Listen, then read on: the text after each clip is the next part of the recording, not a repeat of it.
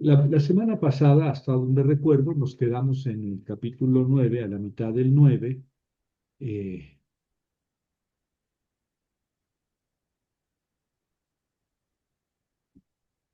Aquí está. La mitad del 9, la del ganado sí la vimos, y nos quedamos en la siguiente plaga, que es la sexta las úlceras también la vimos, 8 a 12, y nos quedamos en esta, que es la séptima, la del granizo. Voy a ir un poco más rápido sobre estas plagas. Como ven, se dirige, Yahvé habla a Moisés, ¿verdad? En el granizo también le habló a Moisés, ¿verdad? Eh, en el versículo 13. Ah, el granizo le habló a Moisés. Y en la anterior, en las úlceras, le habló a Moisés y Aarón. Bueno, esto ya lo hemos subrayado, ¿verdad? A Moisés y a Aarón. Como quiera que sea, Aarón normalmente pasa a ser, digamos, irrelevante en lo que sigue en la secuencia de las plagas. Esa del granizo se dirige a Moisés, tiene una advertencia, ¿verdad? En el versículo 14, una amenaza. Voy a enviar todas las plagas contra tu corazón, contra tus siervos, etcétera, cosa que aparece solamente la amenaza en algunas plagas. Pero lo más curioso, bueno, todo el 15 y el 16 y el 17 y el 18 son una larga amenaza, ¿eh? De Dios al faraón, o de Moisés al faraón. Y en el 19 tiene algo curioso, fíjense, Moisés le dice al faraón: ahora haz meter el ganado y todo lo que tengas en el campo. El granizo caerá sobre todos los hombres y bestias que se encuentren en el campo y no se reúnan en nada. Caerá sobre todos los hombres y bestias que se encuentren en el campo. Aquí redacté mal, ya lo voy a corregir. Eh, Dice los 70, caerá sobre todos los hombres y el ganado que se encuentren en el campo y no se ha metido en la casa.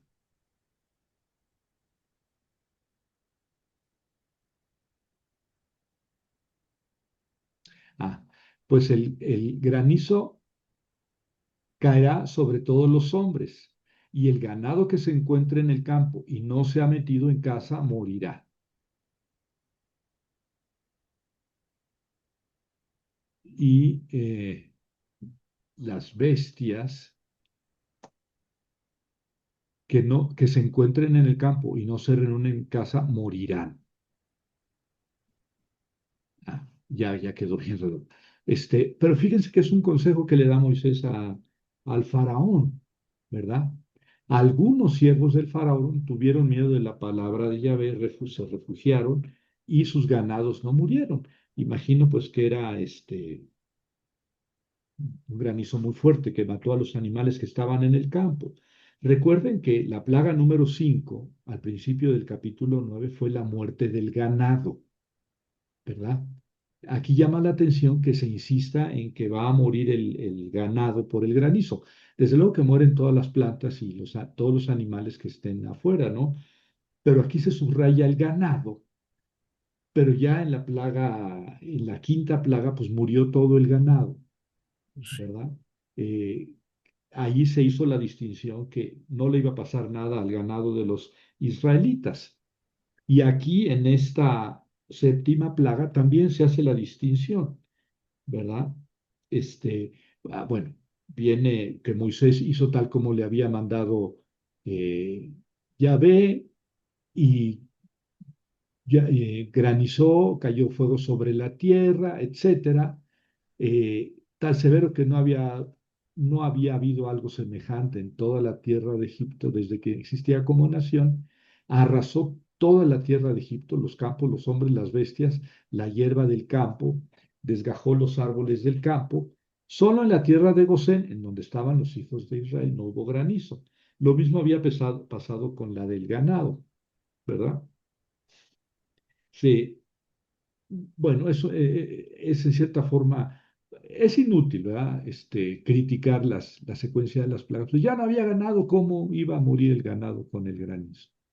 Y se insiste, ven que se insiste que el ganado, este, creo que ya vimos suficientemente que las plagas son tradiciones que se fueron amalgamando y se pusieron ahí, incluso si hay contradicción o falta de lógica entre ellas, porque el objetivo es mostrar cómo Dios obró la liberación de Egipto, ¿sí? Cómo fue magnífica la liberación. Bueno, y luego viene el faraón, mandó llamar a Moisés y a Aarón. Aquí es la única intervención de Aarón en esta plaga, es aquí. He pecado, ya ves justo, mi pueblo y yo somos pecadores, rueguen a Yahvé por mí, ¿verdad? Y entonces yo los dejaré salir. Moisés le dijo, cuando yo salga de la ciudad extenderé mis manos. Noten que aquí es rueguen, o sea, le está hablando a los dos, a Moisés y a Aarón, y el que responde es Moisés. Siempre es un poco chocante, porque bueno, ¿dónde? Aarón no lo había mencionado. Luego lo menciona cuando lo manda a llamar a Aarón, pero es Moisés el que habla. Claro, Moisés es el que intercede ante Dios, ¿verdad? Entonces, bueno, es un poco chocante que Aarón aparezca nada más ahí digamos, tangencialmente, ¿verdad? Y luego aquí Moisés es el que desató la plaga, es el que amenazó y es el que va a interceder por Faraón, ¿verdad? Eh, yo sé que ni tú ni tus siervos temen aún ante Yahvé Dios. El lino y la cebada fueron destruidos. eh, La cebada estaba en espiga y el lino en flor. El trigo y el centeno no fueron destrozados porque son tardíos. Vaya una observación. Cuando Moisés salió de la presencia del faraón y de la ciudad, extendió sus manos hacia Yahvé y cesaron los truenos y el granizo y la lluvia ya no cayó sobre la tierra. Noten el poder de la intercesión de Moisés, pero claro, Dios le había dado todo su poder a Moisés. Y así termina la plaga. Al ver el faraón que había cesado la lluvia, el granizo y los truenos, volvió a pecar y él y sus siervos endurecieron su corazón. Bueno, como ustedes saben, en Egipto no hay lluvia, no hay lluvia. El agua que hay en Egipto viene del Nilo, es lo que fecunda la tierra, pero no llueve, allá no es zona, es desierto. Entonces, desde luego que el granizo pues debió haber sido algo completamente inesperado. Y de eso estamos aprendiendo algo aquí en México, bueno, en el mundo, en estos días. El poder destructivo del agua, ¿no? No siempre el agua es bendición. Y en ese caso, pues el granizo es sumamente destructivo porque pues mata las plantas. Y si son zonas desérticas, el granizo pues mata la forma de vida de la gente. Bueno, aquí en esta eh, plaga hay varias adiciones, ¿verdad? Pero no me voy a detener ellas, solamente las voy a señalar. Los versículos 14, 15 y 16 son una adición, ¿verdad? Que dicen eh, toda esta larga advertencia, ¿ven? Que les hacía mención de Moisés al faraón. Del 14 al 16 son adición, están de más, ¿verdad? En ninguna plaga se da una advertencia tan larga, 14, 15, 16. También son adición los versículos 19, 20 y 21, ¿verdad? Esta recomendación de que metiera al ganado bajo techo. Algunos siervos metieron el ganado bajo techo y el versículo 21, estas son también una adición. Esto alarga mucho la plaga Y son muy características estas adiciones porque no se había dicho algo semejante en las plagas anteriores. También los versículos 31 y 32 son adición, ¿verdad?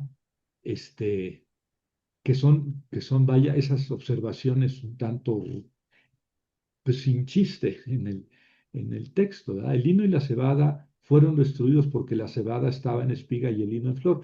El trigo y el centeno no fueron destrozados porque son tardíos, no habían nacido. Se, son observaciones, digamos, meticulosas, eh, que acusan una mano tardía. Bueno, esto sobre la séptima plaga. Sigue la octava plaga, que es, ya se nos acabó,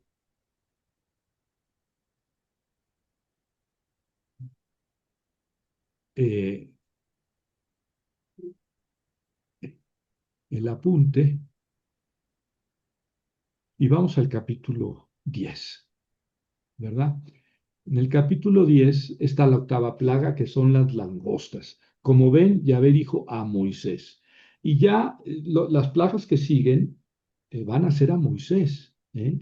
Las langostas, las tinieblas y el anuncio de los primogénitos, de la muerte de los primogénitos, es decir, las plagas 8, 9 y 10, Yahvé le habla a Moisés. Ya Aarón desaparece, ¿verdad? Este, aquí yo endurecí el corazón del faraón para mostrar mis signos en medio de ellos. Esto lo tenemos desde el catecismo, desde que éramos niños, ¿verdad? Yahvé endureció el corazón del faraón.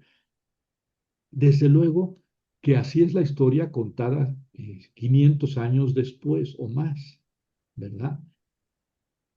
Que Yahvé haya endurecido el corazón del faraón sería tanto como decir, el faraón no es culpable de lo que hizo, fue un títere de Dios, ¿verdad?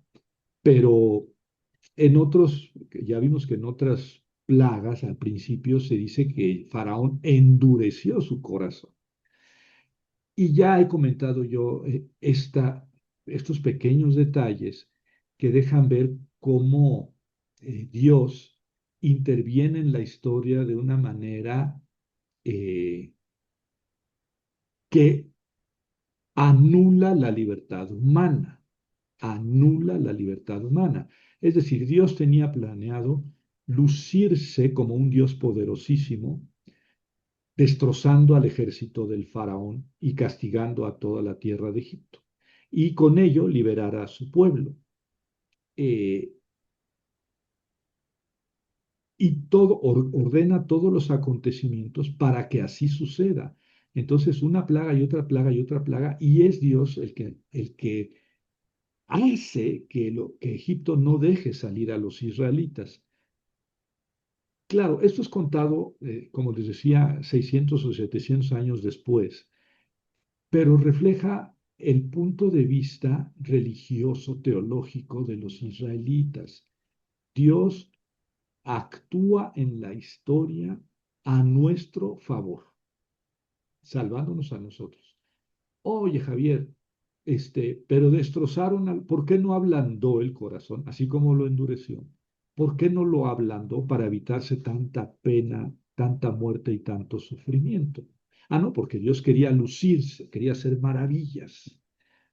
Lo dice el relato. Eh, y entonces, pues caemos en un Dios completamente arbitrario, injusto, malévolo, benigno con su pueblo, pero malvado con los demás pueblos.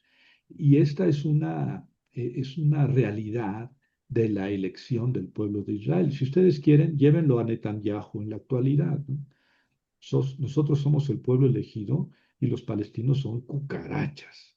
Y los demás que no son judíos son medio bestias. Pero nosotros somos superiores porque somos el pueblo elegido por Dios. Sí, esta filosofía, esta teología de la elección es en la actualidad completamente absurda, completamente absurda. Yo, yo tengo dos hijas, Jessie y Fer. Y entonces están chiquillas las dos y le digo a Fer, a ver, ven mi amor, siéntate en mis piernas y yo te quiero mucho, sí, papi, yo también, y paso un besote. Oye, hija, pero yo te quiero, sí, papi, yo también a ti. Oye, hija, pero yo te quiero mucho, sí, papi. Oye, ¿y mi hermana? Ah, no, hija, yo te escogí a ti. Pues, ¿qué tipo de padre es ese? Y entonces, olímpicamente, el judaísmo habla de Dios Padre, pero que elige a unos sí y a otros no. Y lo mismo, la misma teología pasa en el cristianismo, todavía en la actualidad. O sea, Dios a nosotros, dicen los católicos, nos reveló todos los caminos de la salvación, los medios para salvarnos, los medios para obtener la gracia y para ser santos. Y a los demás no. ¿Y qué Dios es ese? ¿De veras crees en ese Dios? Ese es en el fondo, si ustedes quieren muy simplistamente, radiográficamente, la teología de la elección es profundamente absurda, pero es la teología, yo creo que de todos los pueblos de la antigüedad. Todos eran los pueblos elegidos, así se sentían, así interpretaban. No es que Dios sea así, es que así lo interpretaban los seres humanos. Y en este caso, suena demasiado violento que Dios haya endurecido el corazón del faraón para lucirse, para hacer maravillas grandiosas a costa de los egipcios. ¿Y qué tipo de Dios será ese? Bueno, así se presenta en la narración y así lo interpretaban los israelitas 700 años después. Eh, vamos, el problema es de ellos. Así tenían, esa visión tenían. Por eso cuando llegan a Canaán, pues tenían orden de matar, no de matar, de exterminar a los cananeos. Todos, ¿verdad? Hombres, mujeres, niños, ancianos, todos, incluso a los animales. Tenían orden de matarlos a todos, no quedarse con nada. Y por orden de Dios, sí, así lo entendió el israelita. ¿Verdad? Así era como entendían la elección. En la actualidad, después de tantos cientos o miles de años de reflexión sobre la divinidad, decimos, oye, pues, ¿qué tipo de Dios? Esto ya no es tolerable. Pero ahora lo malo es que se sigue predicando esta, y no solamente en el judaísmo, también en el cristianismo y en el catolicismo. En el cristianismo es, pon tu mano en el corazón, si tú aceptas que Jesucristo es nuestro Salvador, ya estás salvo, si no, no, si no, ya te jodiste, estás ya te puedes dar por condenado en la eternidad. Pero ¿qué Dios es ese? Y bueno, en fin, entonces, bueno, no pasemos tan deprisa sobre estos textos, porque reflejan con toda nitidez y claridad esa teología, la teología de la elección. Y en su manera más burda, ¿no? Dios endurece el corazón del faraón para lucirse, para hacer grandes proezas y, y que los israelitas vean que son los elegidos. Bueno, y aquí está. Ve con el faraón, pues yo endurecí su corazón y el corazón de sus siervos para mostrar mis signos en medio de ellos. ¿Verdad? Eh, y esto es muy del Deuteronomio, para que cuentes a los oídos de tu hijo y el hijo de tu hijo. Esto es mucho del Deuteronomio, ¿verdad? Eh, que tienes que instruir a los hijos y a los hijos de tus hijos, porque mi alianza no fue nada más con aquellos, sino contigo aquí y ahora, ¿no?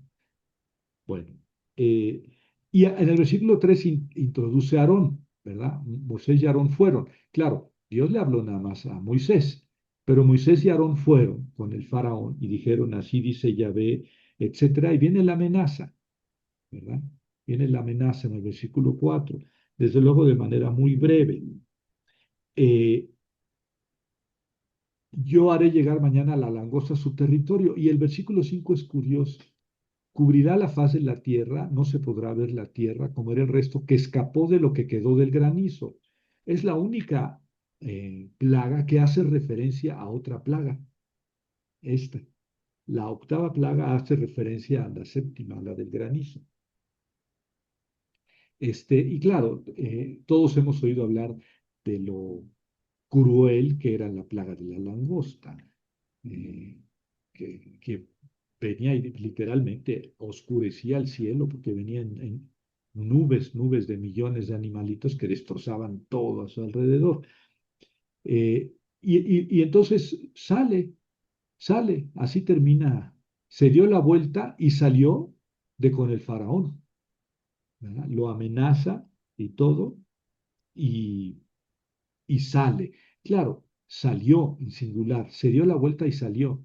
Está en singular. Entonces, el Aarón cuando es introducido aquí, pues sí, pero no se cuidaron de mencionarlo cuando sale, ¿no? Cuando sale en el versículo 6 no dice salieron de con el faraón, ¿verdad? Eh, y luego en el versículo 7 también es la primera vez que pasa esto. Los siervos del faraón le dijeron, ¿hasta cuándo será ese una amenaza? Deja salir a los hombres. Es la primera vez, la única vez que aparece esto en las plagas, los siervos del faraón, ¿verdad? Ya saben que lo- hicieron otro tanto en las dos primeras plagas, después ya no pudieron y después prácticamente desaparecen, ¿verdad? Pero ahora aparecen para decir, por favor, déjalo salir. O sea, el faraón ya está en un punto débil, está como el trompas ahora. Ya no las tiene todas consigo, sus mismos siervos le están exigiendo que deje salir al pueblo. Moisés y Aarón fueron llevados ante el faraón y él dijo, este, vayan pues, vayan. ¿Quiénes irían? Y entonces, nuestros jóvenes, nuestros ancianos, nuestros hijos, hijas, nuestros rebaños y ganados, Ujú. ¿verdad? Todos con nuestros rebaños iremos. Y entonces ahora el faraón les dice, está bien, pero no sus hijos, no sus hijos. El faraón ya sabía que querían escaparse, ¿verdad? Pero ahora pues, le dice, bueno, está bien, váyanse, váyanse con todo, pero sus niños no. Y así se asegura de que van a tener que regresar. Hmm. Y entonces van nada más los adultos. Entonces Yahvé dice a Moisés, ojo, otra vez es nada más Moisés, extiende tu mano sobre la tierra de Egipto y la langosta. Y entonces Moisés extendió el bastón sobre la tierra de Egipto, el bastón que le había dado Dios, y entonces viene la plaga de la langosta.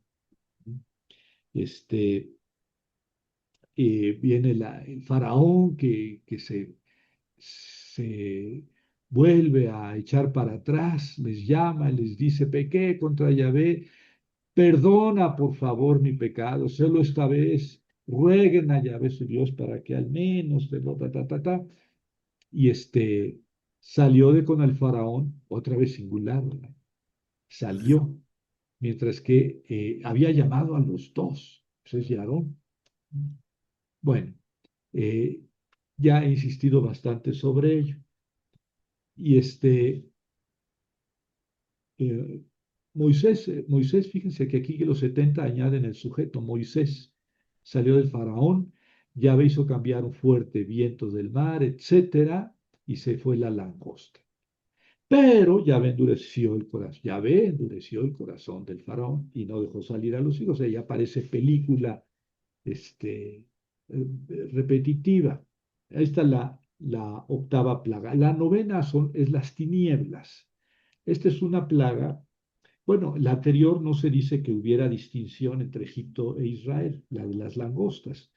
Seguramente hubo distinción, pero el redactor pues no nos dice que hubo distinción. En cambio, en la de el granizo sí, ¿verdad? En el versículo 26 hubo diferencia entre Egipto e Israel. En la de las úlceras no se dice que hubiera, pero es la más breve de todas las plagas, ¿no? Son los 5 versículos. Las úlceras, no se dice que hubiera diferencia. En la muerte del ganado sí, etcétera. Eso ya lo vimos. Entonces siguen las tinieblas. Yahvé le habla a Moisés y le dice, extiende tu mano. Y inmediatamente aquí no hay ninguna advertencia al faraón, ¿ven? Aquí el faraón tiene que adivinar que es una plaga. Bueno, esta plaga era muy fácil de adivinar que era de Yahvé. ¿Por qué? En primer lugar, porque hay tinieblas en la parte donde viven los egipcios, pero a 2 cuadras donde están los israelitas, allá no hay tinieblas. Entonces ahí se ve claro que es la mano de Dios, pero no hay amenaza al faraón. Eh, y entonces Moisés extendió su mano y hubo oscuridad en Egipto por 3 días. Nadie pudo ver a su hermano, etcétera, pero los hijos de Israel tenían luz en sus hogares. Entonces el faraón le dice a Moisés, aquí es nada más a Moisés, vayan a rendir culto a Yahvé. Solo que sus rebaños, ahora no, ahora los rebaños no, ¿verdad? Vayan también sus hijos. Y entonces Moisés le dice, ¿cómo no? ¿Cómo que los rebaños no? Tú nos vas a dar animales para sacrificar, ¿verdad? Tenemos que sacrificar algo. Nuestro ganado debe ir con nosotros, no se quedará ni una pezuña, ¿verdad? Y entonces Yahvé endureció el corazón del faraón y no los dejó salir. Pero ya se acabó ya se rayó el disco y entonces el faraón le dice definitivamente a Moisés, retírate de mi presencia, no vuelvas a ver mi rostro, pues el día que veas mi rostro morirás. Caput, se acabó. No te quiero volver a ver, te voy a matar. Moisés dijo, está bien, tú lo has dicho, ok, ¿verdad?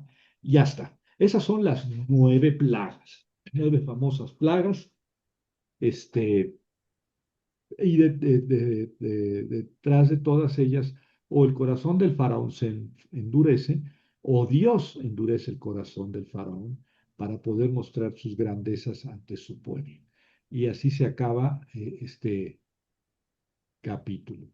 Luego sigue el capítulo 11, que es ya el anuncio de la 10ª plaga, ¿verdad?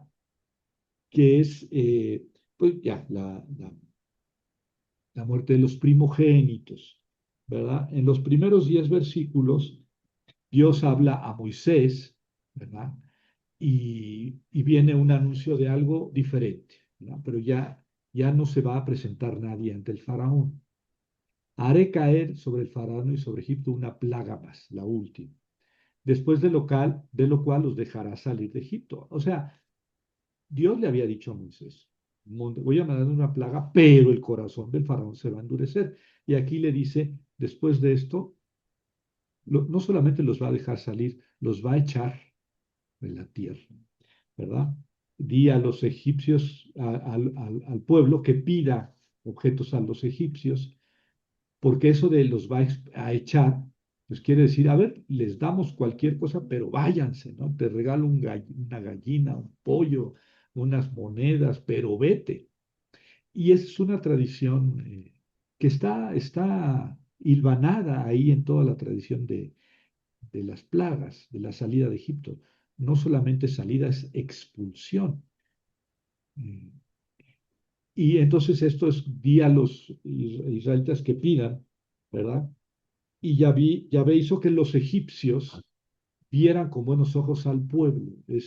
Eh, Así como endureció el corazón del faraón, así hace que los egipcios vean con buenos ojos a los israelitas y les den cosas.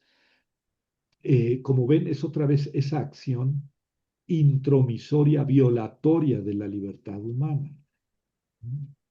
Este, bueno, esto es un problema teológico muy serio que no se ha resuelto hasta la actualidad.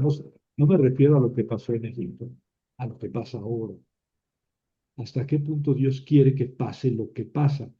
Si pasa es porque Dios quiere que pase, porque pudo haberlo evitado, si no, no sería Dios. Y si no lo evita es porque quiere que pase. Pero ¿por qué quiere que pase el mal?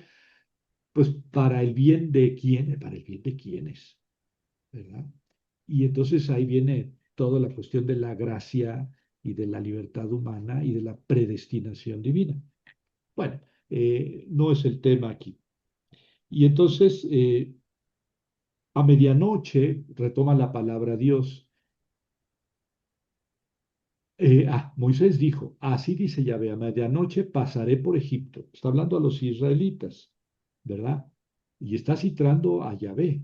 Yo pasaré por Egipto. Es Dios el que está hablando por medio de Moisés. Y morirá todo primogénito en la tierra de Egipto, desde el primogénito del faraón que se sienta en su trono, hasta el primogénito de la esclava que trabaja en el molino y todos los primogénitos de las bestias, o sea, el primogénito del carnero, del buey, o bueno, del toro, dices, ya se había muerto y recontramuerto el ganado, ¿no?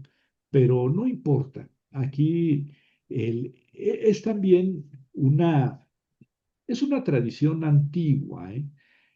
La muerte del primogénito, que va a subsistir hasta la época del destierro en Babilonia, la muerte del primogénito, ¿sí? Ya vimos algo cuando a Adán le dijo Dios, mata a tu hijo, ofrécemelo. Y Abraham no chistó. Génesis 22, ¿lo recuerdan? Abraham no se inmutó, fue y mató iba a matar con el dolor de su corazón, pero con toda decisión a su hijo primogénito. El único que le quedaba, porque Ismael ya se había ido. Pero después muchos reyes cananeos mataban a sus hijos. La muerte del primogénito no es algo raro en las culturas antiguas, no es algo raro. También Agamenón sacrificó a su hija, si mal no recuerdo, a los dioses para obtener la victoria en Troya. eh, y, y, y otros reyes, ¿no? Dice en la historia de los reyes que Josías destrozó un altar a Molec o a Moloch, en donde se sacrificaba a los primogénitos. O sea, esto no era tan extraño en la tierra de Israel, entre los israelitas, y tampoco en la tierra de Canaán. Al parecer tampoco era tan raro en las culturas antiguas. Muy probablemente el sacrificio de Isaac sea, digamos, una nueva visión teológica de sustitución del primogénito por un animal, ¿verdad? Pero aquí está la liberación de Israel de Egipto se dio a costa de los primogénitos de los egipcios, ¿verdad?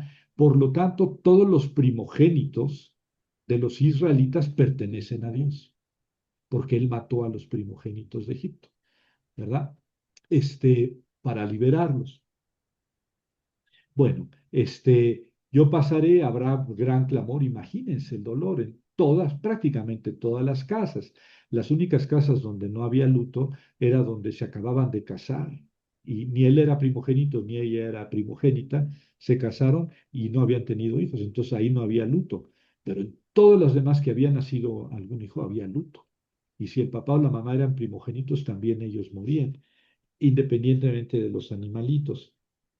Este, pero debió haber sido un clamor, así como está expresado esto, debió haber sido un sufrimiento insoportable, increíble en todo Egipto. Pero entre los hijos de Israel ni el perro moverá su lengua.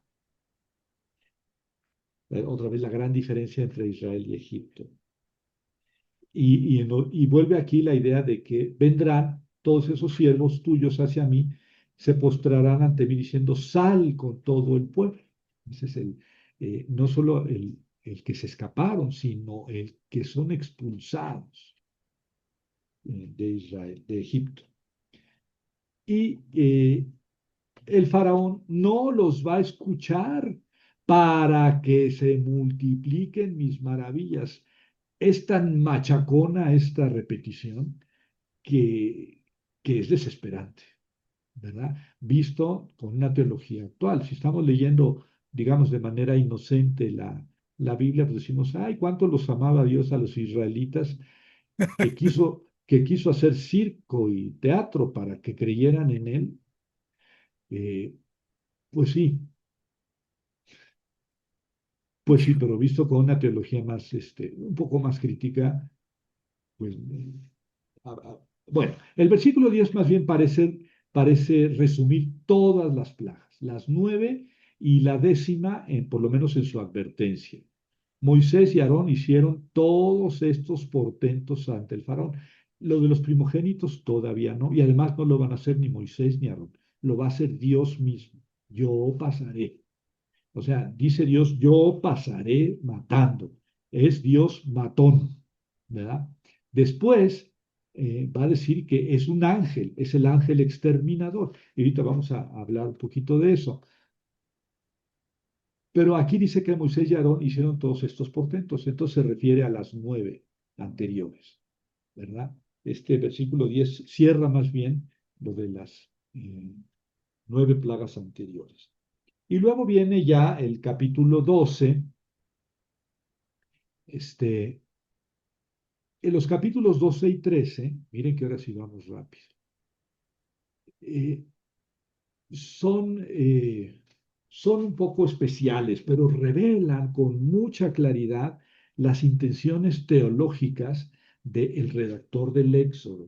No se trata, ni mucho menos, de mostrar nada más al Dios bélico, matón, que ama a su pueblo, ¿verdad? Que saca a su pueblo de Egipto a costa de X sufrimientos en Egipto.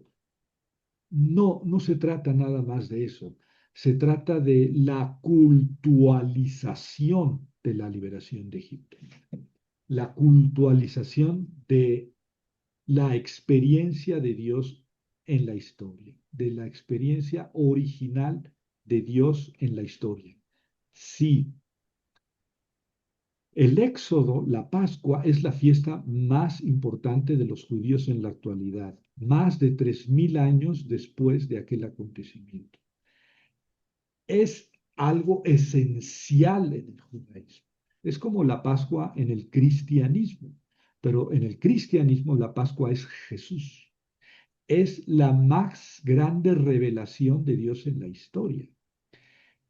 Cuando un cristiano experimentó la acción de Dios salvadora en la historia en Cristo. También muchas veces después de Cristo. Y en mi vida personal también muchas veces cuando tenía 10 años, 15, 20, 40, 50, 60 años. Pero como pueblo cristiano en Jesús. Es decir, Jesús es Dios hecho carne, Dios que se mete materialmente en la historia humana. Y entonces experimenta el ser humano el amor de Dios, la salvación de Dios en Cristo. Esta es la Pascua cristiana, resumida en la resurrección de Jesús. Pero la Pascua judía es esta, es la salida de Egipto. Y es sumamente importante que no es una narración y se acabó, miren, así fue. No, no, no. Esto se cultualiza desde el principio. Y fíjense que todavía no acontece la muerte de los primogénitos. Nada más se anunció, ¿verdad? En los versículos 1 a 10 del capítulo 11 se anunció la muerte de los primogénitos. Pero vamos a dejar la muerte de los primogénitos entre paréntesis y vamos a hablar de su institucionalización cultural. Institución de la Pascua y la fiesta de los panes sin levadura. Les llaman panes panes sin levadura. Yo preferí siempre la traducción larga, ¿verdad? Panes sin levadura en vez de panes ácimos. Son dos fiestas que van unidas, indisolublemente unidas. En su origen eran diferentes, eran diversas. ¿Por qué quedaron unidas? Porque suceden estas dos fiestas al momento de la Pascua. Es decir, la salida de Egipto se juntó con estas dos fiestas y entonces estas dos fiestas pierden su carácter que tenían anterior en otras religiones y se convierten en dos fiestas ligadas al acontecimiento liberacional de la Pascua, de la salida de Egipto. La Pascua es una fiesta de pastores en la que la sangre de un animal se unta en la casa para pedir a Dios o a los dioses por la fertilidad de los animales, ¿verdad? La fiesta de los panes sin levadura por el contrario, es una fiesta agrícola, ¿verdad? Y las dos son anteriores y diferentes del pueblo de Israel. ¿Qué es lo que pasa? Que seguramente esta fiesta de la Pascua sucede cuando el pueblo está saliendo de Egipto y entonces se unen. Y la Pascua que nosotros conocemos, pues es la Pascua judía, la Pascua de aquí del Éxodo. Y la otra, pues ni sabíamos que existía, ¿verdad? Pero en el origen, la Pascua y los panes sin levadura, que son dos fiestas de origen diferente, se juntan, pero sí se nota que son dos fiestas. Y aquí, antes de que venga la muerte de los primogénitos, vamos a hablar de la institucionalización de estas dos fiestas, ¿verdad? En el capítulo 12 se habla de la Pascua, de los panes sin levadura, y luego otra vez de la Pascua. Ojo, capítulo 12. Pascua, panes sin levadura, Pascua. Después viene la muerte de los primogénitos, la salida de Egipto. Y luego en el capítulo 13 viene la Pascua, los panes sin levadura y la Pascua. Es Pascua, panes sin levadura, Pascua. Muerte de los primogénitos, Pascua, panes sin levadura, Pascua. ¿Ve? Entonces se ensandwicha el acontecimiento de la muerte de los primogénitos con su cultualización. De tal manera que la Pascua y los panes sin levadura vienen a ser como el recuerdo cultural, la liturgización de la salida de Egipto. Vamos entonces a leer ahora este, esto de la Pascua en el capítulo 12, ¿verdad? Los versículos 1 a 14 hablan de la Pascua. A ver, ahorita los voy a leer y después viene la fiesta de los panes, de los versículos 15 a 21, ¿verdad? Y luego viene ya la muerte de los primogénitos. Vamos a ver. Yahvé dijo a Moisés y a Aarón en la tierra de Egipto: este mes será para ustedes el primero de los meses del año, ¿verdad? Probablemente antes el año empezaba probablemente en octubre, ¿no? Con el otoño. Y a partir de este momento le dice Dios al pueblo: este será el inicio de los meses del año, es el mes de Nisan, que como allá pues era un año, era un mes solar, digo lunar, pues corresponde más o menos a marzo-abril.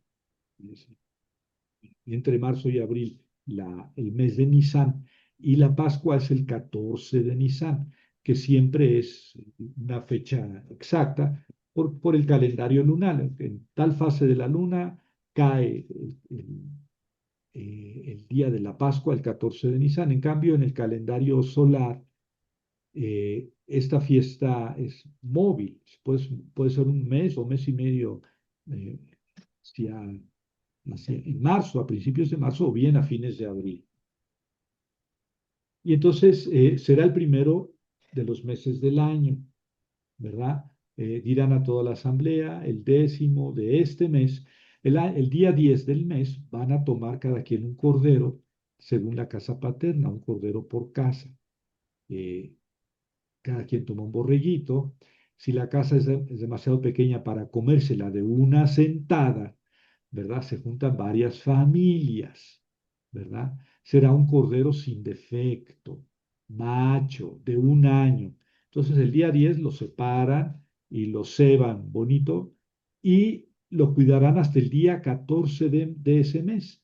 4 días lo cuidan y el día 14 lo van a inmolar. Toda la asamblea lo va a inmolar al caer la tarde, pero es una comida, bueno, cogerán de la sangre y la pondrán en las dos jambas. Esto lo conocemos perfectamente por la catequesis, ¿no? En las jambas y en el dintel en las que lo coman. Comerán la carne esa noche, asada al fuego, no cocida, no hervida, al fuego, con panes sin levadura y hierbas amargas. La idea aquí de los panes sin levadura es que van a simbolizar que no hubo tiempo por las prisas. La salida de Egipto no pudo fermentar el pan, entonces lo llevaron así Y ya saben que el pan, si se está fermentando y lo sacas, pues ya no se fermenta. Y entonces es lo que está recordando el pan sin levadura y las hierbas amargas la amargura lo que pudo significar el sufrimiento de la salida de Egipto, ¿no? Que en el fondo pues era una alegría, sí, pero cargar cosas y familia y todo y salir, pues era penoso. No comerá nada crudo o cocido en agua, sino asada al fuego, con su cabeza, sus patas y sus entrañas. Todo el animalito se asa. No dejará nada para la mañana. En la mañana quemarán al fuego lo que haya quedado. Lo van a comer la cintura ceñida, recordando pues que están en vísperas de la salida, sandalias en los pies, su bastón en la mano. Lo comerán a toda prisa, es la Pascua de Yahvé. Yo pasaré por la tierra de Egipto. Aquí es el Dios, no es Aarón ni Moisés ni el bastón. Yo pasaré por la tierra de Egipto esa noche, heriré todos los primogénitos, etcétera. Yo soy Yahvé. La sangre servirá de señal sobre las casas en las que estén. Yo veré la sangre y pasaré de largo ante ustedes. No habrá ante ustedes plaga destructiva cuando yo hiera la tierra de Egipto. O sea, estoy insistiendo en el yo porque la narración insiste en el yo. Es Dios el que va a pasar destruyendo, ¿verdad? Y ve la señal del corderito y eso va a ser la señal de liberación. Ojo, el cordero pascual no es un sacrificio para el perdón de los pecados, no, esos son otros sacrificios que vienen más después. El cordero pascual no es un sacrificio ritual o cultual, es un sacrificio familiar, ¿verdad? Pues, se mata el animalito y se come todo, es más, no se ofrece nada, no se quema nada para Dios, todo se come y la sangre es la señal que Dios va a ver para no matar en esa casa al primogénito. Después se va a hablar de otros sacrificios que sí son para perdonar los pecados. La sangre se vierte en el altar, en los cuernos del altar, para obtener el perdón de los pecados. Después viene la interpretación sacrificial de la muerte de Jesús, ¿verdad? Pero el Cordero Pascual no es un Cordero sacrificial por el perdón de los pecados. Hay otra manera digamos, de leer cristianamente este ritual, fíjense. Ese día será memorable y festivo para ustedes. Es una fiesta para Yahvé por sus futuras generaciones. Lo festejarán como mandato perpetuo. Hasta ahí el día digo, lo referente a la Pascua, ¿verdad? De cómo se debe comer. Todavía no han muerto los primogénitos. Ojo, primero se liturgiza, porque es la liberación, ¿verdad? Jesús aquí dice el Éxodo más adelante, cuando vuelve a hablar de la Pascua, eh, dice, a este cordero no le van a romper ningún hueso. O sea, no lo destazan, no. ¿Se acuerdan que lo asan completo, completo, con sus entrañas y su cabecita y todo? Y después dice, un poquito más adelante, no le van a romper ningún hueso. Ahora bien, cuando Jesús murió, era según San Juan, o sea, no según Mateo, Marcos y Lucas, según San Juan, cuando Jesús murió es cuando se estaba matando al Cordero de Pascua. ¿Sí? Y en la noche se iba a celebrar la Pascua. Para Mateo, Marcos y Lucas, la noche anterior era la noche de Pascua, ¿verdad? Cuando Jesús se reunió con sus discípulos y la última cena y todo eso, es la noche de Pascua. Para Juanito no. Juanito, la noche de Pascua era el viernes en la noche y cuando se mataba al Cordero de Pascua era el viernes a mediodía. Y cuando vieron que Jesús estaba muerto, bueno, cuando estaba en la cruz le iban a quebrar las piernas, porque ustedes saben que el crucificado moría de asfixia, es decir, sus brazos no podían sostener el peso del cuerpo para tener aire en los pulmones. Entonces el cuerpo quedaba colgando y se acalambraba y se moría de asfixia. Claro, después de larguísimos sufrimientos. Entonces, fueron a romperles los huesos a los que estaban crucificados, pues para que se murieran rápido y bajarlos, ¿verdad? En cambio, fueron con Jesús y lo encontraron ya muerto. Entonces, nada más, como ya estaba muerto, un soldado le atravesó el costado con una lanza, dice Juanito, y salió sangre y agua. Y dice, y esto se hizo para que se cumpliera la escritura, no le romperán ningún hueso, ¿verdad? En Juanito capítulo 19, al final. Ese no le romperá ningún hueso, es el Cordero Pascual, ¿verdad? Eh, O sea, Jesús es el Cordero Pascual, sí, porque su sangre es signo de liberación, no es la sangre redentora, la sangre que se derrama por el pecado. No, cuando se habla del Cordero Pascual, no es sangre, no es un sacrificio por el pecado, es un signo de liberación. Y Jesús es el Cordero Pascual. Cuando Juan Bautista, al principio del Evangelio de Juan, dice a sus discípulos, ese es el Cordero de Dios que quita el pecado del mundo, no se está refiriendo al Cordero Pascual. Es el Cordero de Dios que quita el pecado del mundo, se está refiriendo a Isaías, al siervo de Isaías, de que ya hemos hablado. Bueno, esto vale la pena hacer la distinción. Entonces, aquí en los primeros 14 versículos del capítulo 12 habla de la fiesta de la Pascua, ¿verdad? Cómo se debe realizar. Pero son indicaciones nada más. Todavía no se ha celebrado ni ha habido muerte de los primogénitos. Y luego en el versículo 15, durante 7 días comerán panes sin levadura. Es una fiesta, fíjense que según mis recuerdos de lo que es, porque a veces le he seguido la pista a estas fiestas, era más importante en la antigüedad la fiesta de los panes sin levadura que la de la Pascua. Y paulatinamente la fiesta de la Pascua fue tomando relevancia al grado de que ya de los panes sin levadura uno ni se acuerda. Son 7 días de comer panes sin levadura. El primero y el último día, el séptimo, habrá asamblea santa y todo mundo tiene que comer panes sin levadura. Bueno, eso está en los versículos 15 y 16, ¿verdad? Y luego dice, comerán panes sin levadura desde la fiesta del 14, el día de Pascua, hasta el día 21, ¿verdad? Por 7 días no se encontrará levadura en tu casa, no comerá nada con levadura, etcétera. Y ya en el versículo 21 dice, Moisés llamó a todos los ancianos de Israel y les digo, porque todo esto se lo está diciendo Dios a Moisés. Recuerden que en el versículo 1 dice, Dios dijo a Moisés y a Aarón. Dios les transmite las normas a Moisés y a Aarón.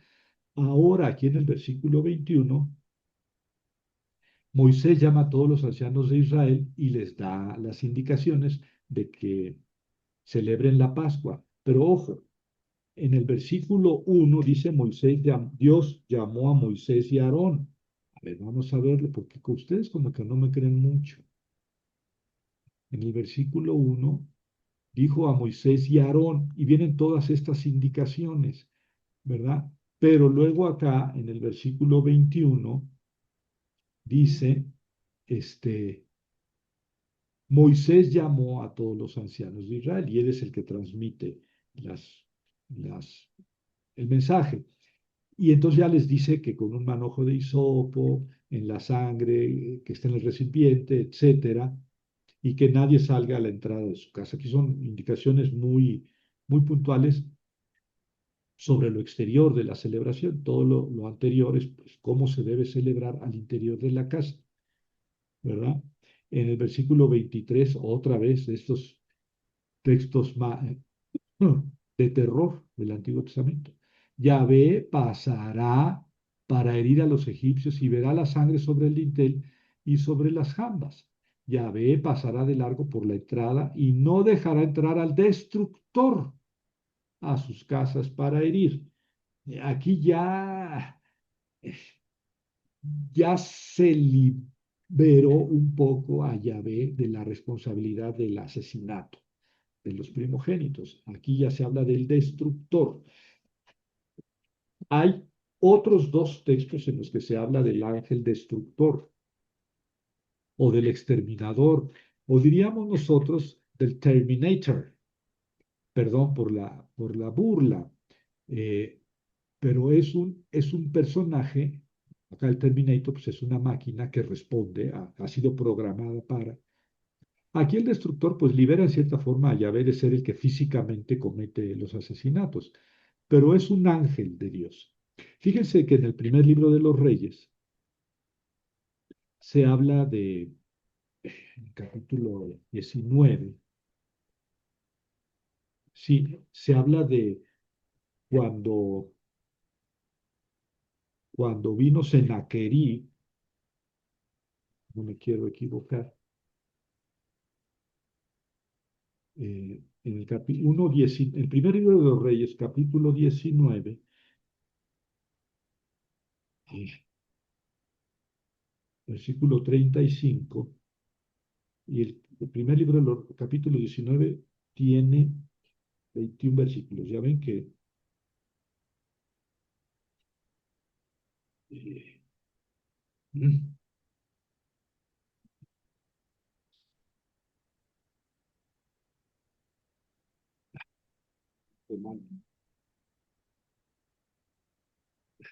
pero ahorita no, ahorita será el segundo.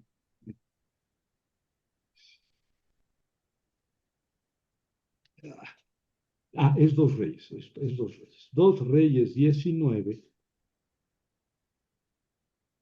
sí, dos reyes 19, eh, se habla de que vino Sennacherib, rey de Asiria, estamos en el 700 antes de Cristo, año 700, durante el ministerio del primer Isaías, vino Sennacherib, rey de Asiria, con 185.000 soldados asirios y sitió Jerusalén, la rodeó y estaba pues a punto de tomarla y el pueblo pues estaba absolutamente descorazonado, desesperanzado, el pueblo que estaba en Jerusalén. Y vino Isaías, el primer Isaías, y le dice al rey, tranquilo, tú tranquilo, Dios no va a permitir que su templo sea destruido, el templo de Salomón, que todavía existía en esa época. Dios no va a existir que este templo sea destruido. Dios va a defender su ciudad y su pueblo y su templo. Y bajó el ángel exterminador y mató a 185.000 soldados. 185.000 soldados. También esta historia está en el capítulo 37 del libro de Isaías, el capítulo 37, versículo 36. Estos están los apuntes que les envié. Pero en los dos relatos eh, se habla del ángel de Yahvé, que es Yahvé mismo, y es el ángel exterminador. O sea, así como en este caso de aquí del Éxodo, se ve claramente que es Yahvé el destructor, a quien después simplemente se le llama el destructor. Lo mismo pasa en estos dos textos que les acabo de mencionar sobre los soldados, 185.000 soldados asirios que fueron matados por el ángel en una sola noche. Hay otra aparición de este ángel exterminador en el segundo libro de Samuel. Esto es antes, debí haberles contado esta historia primero. Antes de esto, David mandó hacer un censo. Y fíjense que en el segundo libro de Samuel, capítulo 24, dice que Dios se enfureció contra Israel. Y entonces Dios tentó a David, fíjense, Dios tentó a David para que hiciera un censo. Es decir, otra vez el Dios que se mete en la historia, pero no por medio de un fenómeno natural, sino tocando la conciencia. Dios quería castigar a Israel y metió en David la idea de hacer un censo.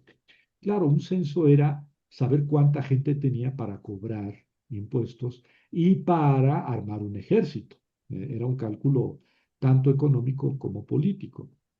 Sin embargo, en el texto paralelo de 1 Crónicas 21, primer libro de las Crónicas, versículo 21, 12 a 30, donde se habla del mismo acontecimiento, dice que el ángel de Yahvé fue el que tentó a David. ¿Mm? Bueno, el caso es que David hizo el censo y luego le vino el castigo. No me acuerdo cuántos, creo que más de 40.000 israelitas murieron porque le dieron a escoger un castigo a David entre tres, ¿verdad? Y el más corto era de la peste, que duró 3 días en Israel y murieron, no me acuerdo el número, entre 40 y 50.000 israelitas por el pecado de David de haber hecho un censo. Y estaba el ángel exterminador y estaba parado justamente donde se supone que está ahora el templo, eh, bueno, en donde estuvo el templo porque es David, es antes de que estuviera el templo, antes de que Salomón, el hijo de David, hiciera el templo. Ahí donde fue el templo, ahí David vio al ángel exterminador y Dios le dijo, detente, ¿verdad? Detente, ya, ya, hasta ahí. Eh, y ahí se habla del ángel exterminador. Entonces son 3 veces que se habla del ángel exterminador. En Éxodo, cuando los 185.000 soldados asirios en el primer libro de los Reyes 19 y su paralelo, que también habla de eso, Isaías 37. Y la tercera vez es cuando el censo de David. Y en los 3 casos, Yahvé, el ángel de Yahvé y el ángel exterminador es la misma persona. Pero, claro, aquí se percibe con toda claridad que la teología fue evolucionando en el sentido de no poner en Dios masacres, ¿verdad? Entonces, no fue el ángel exterminado, pero como quiera que sea, este, pues es un siervo de Dios, ¿no? El ángel exterminador, es un ser enviado por Dios. Ángel quiere decir mensajero, mensajero de Dios. Bueno, eso sobre el destructor que va a herir a los primogénitos. Guarden este estatuto, ¿verdad? Eh, ojo, ese es un texto del deuteronomista que les decía que tiene mucho esa. El deuteronomista es muy sermoneador, ¿verdad? Le llaman como parenético, muy exhortativo. Eh, y entre sus exhortaciones, el deuteronomista habla mucho de educar y de transmitir las tradiciones a los hijos. Ya lo noté un poquito más arriba y aquí note que los versículos 24 a 27 son deuteronomistas. Fíjense cómo varía un poco la teología. Guarden este estatuto, será una norma para ti y para tus hijos por siempre. Cuando entren en la tierra que Yahvé les entrega, según lo que prometió, guarden esta ceremonia. Y cuando sus hijos les pregunten qué significa para ustedes esta ceremonia, ustedes responderán, es el sacrificio de Pascua para Yahvé que pasó por las casas de los hijos de Israel para herir a Egipto, pero salvó nuestras casas, ¿verdad? Bueno, esto es deuteronomista. Esta fiesta es una fiesta este, familiar, lo acaba de decir. Por familia escogen un cordero, si son poquitos, pues se juntan 2 o 3 familias, ¿verdad? Se hacen su animalito, eh, se lo comen, etcétera. Y es la fiesta de Pascua, es una fiesta fundamentalmente, esencialmente familiar.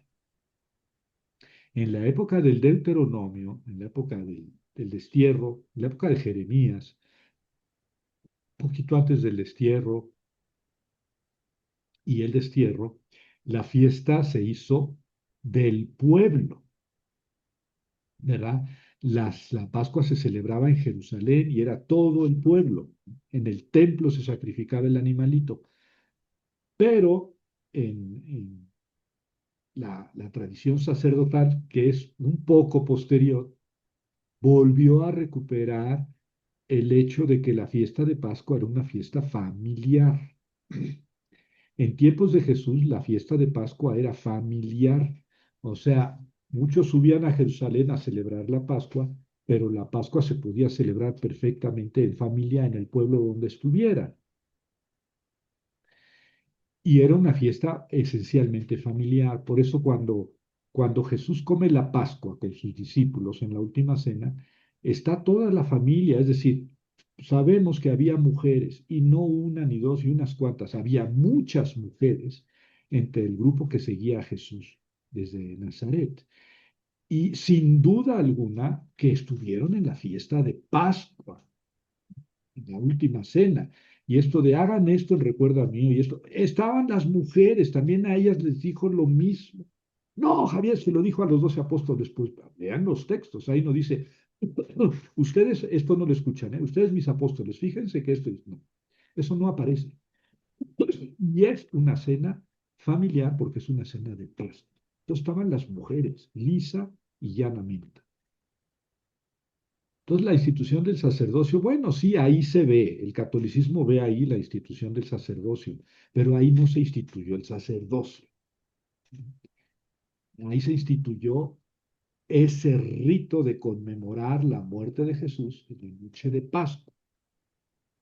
Y unos 150, 200 años después, ese rito lo celebraba una persona en especial, que se fue sacerdotalizando. ¿Sí? Es decir, solamente podía celebrarla alguien que tuviera ciertos poderes entregados por la comunidad y por Dios mismo. Pero eso es 200 años después.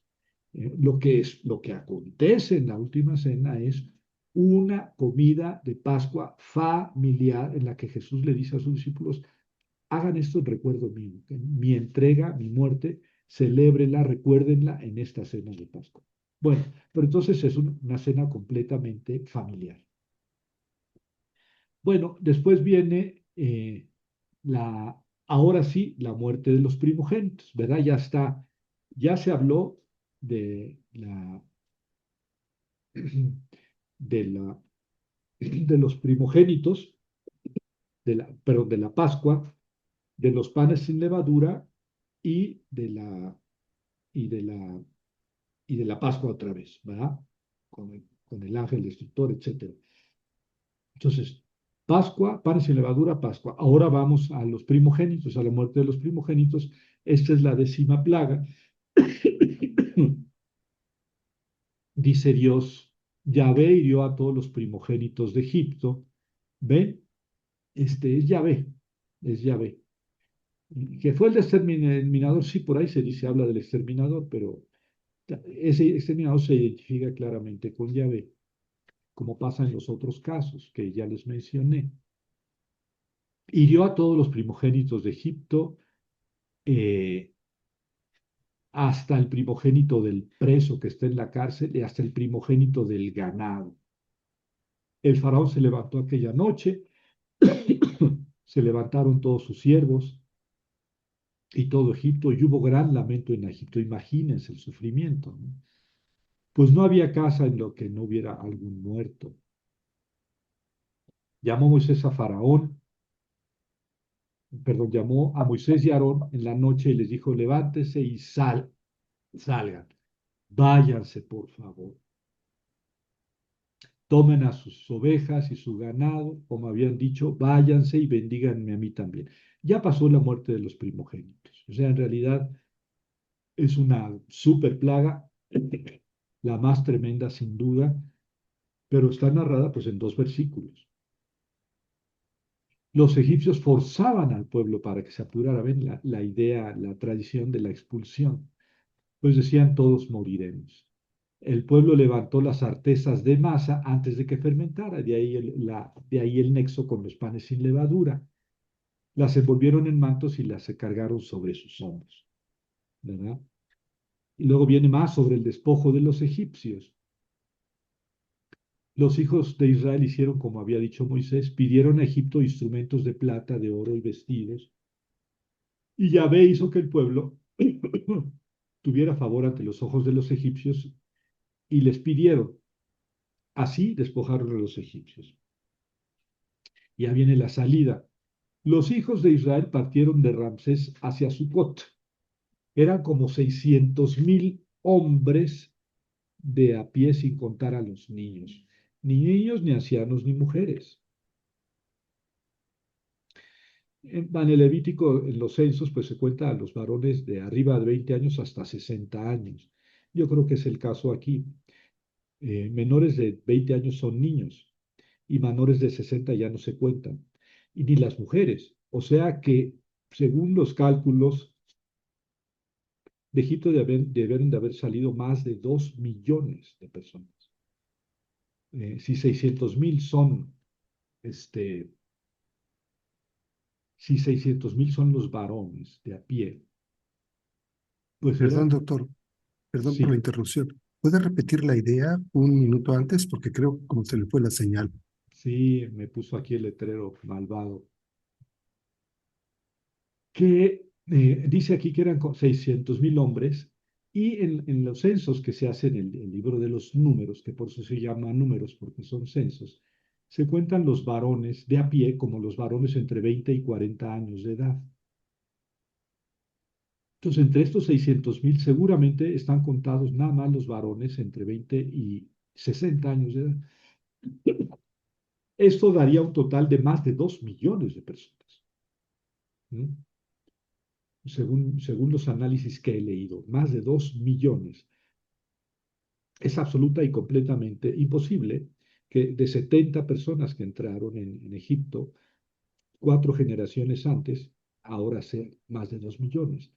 Por un lado, y por otro lado, como les he dicho, una peregrinación de 40 años por el desierto de más de 2 millones de personas tuvo necesariamente que haber dejado rastros arqueológicos, ¿verdad? Restos humanos, enterramientos, eh, rastros restos de animales, pero no se ha encontrado ninguno solo de esos, ninguno.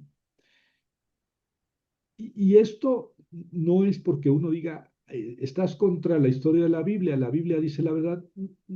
Bueno, la Biblia dice la verdad, sí, pero ¿qué verdad, verdad? No podemos darle la espalda a los hallazgos científicos. Este libro que les estoy diciendo, si me escriben, bueno, se lo voy a mandar aunque no me escriban, porque se les olvida y no me escriben. Les voy a mandar un librito que se llama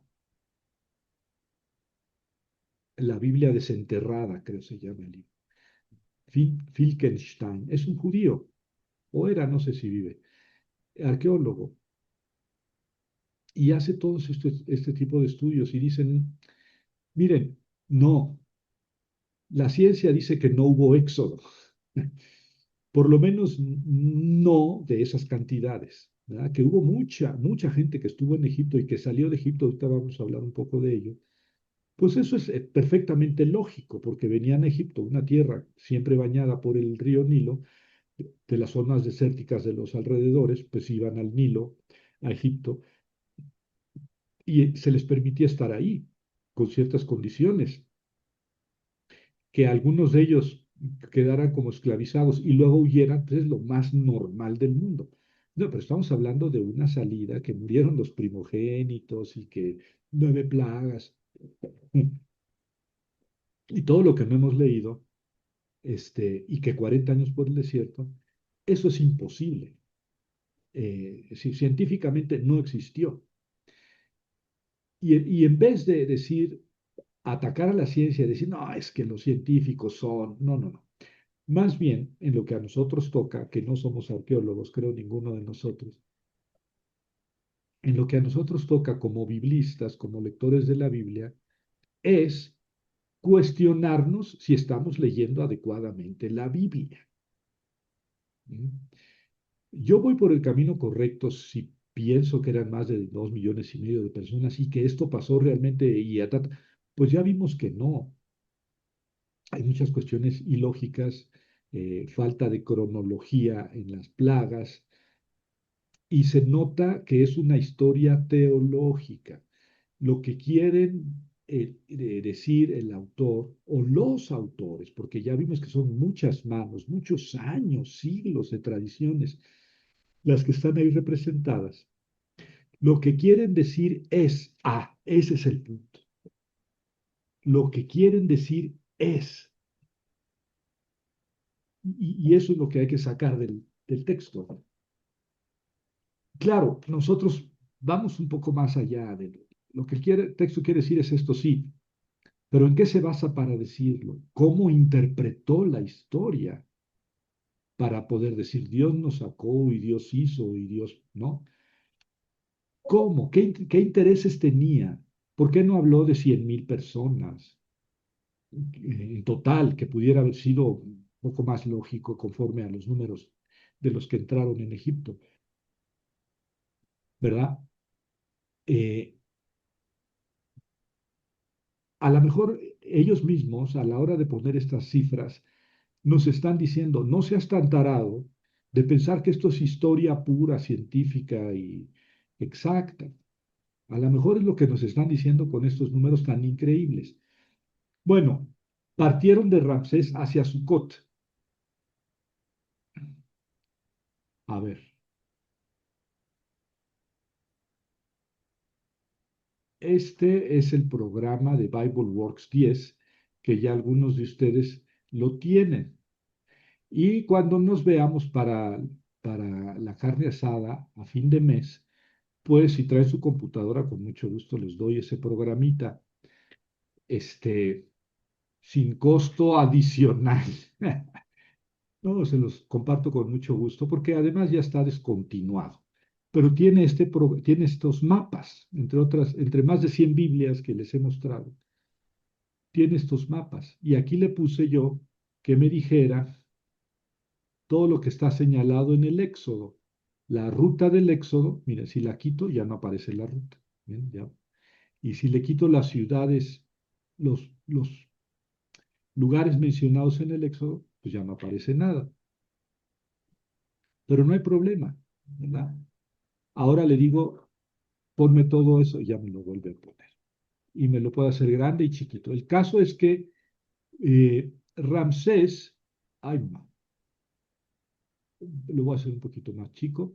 Aquí está Egipto, ese es el Nilo viene por acá, y aquí ya estamos, digamos, al nivel del mar Mediterráneo, y entonces el río hace su delta. Esta es una delta, una letra delta mayúscula del griego, que es un triángulo, nada más que aquí está invertida, y por eso se llama delta. Y entonces aquí el río se abre y toda esta zona pues, es muy fértil. Y todo lo que está aquí, por acá está, ¿cómo se llama? El Cairo, eh, a las pirámides por acá, y aquí se utilizan los canales para regar, ¿verdad?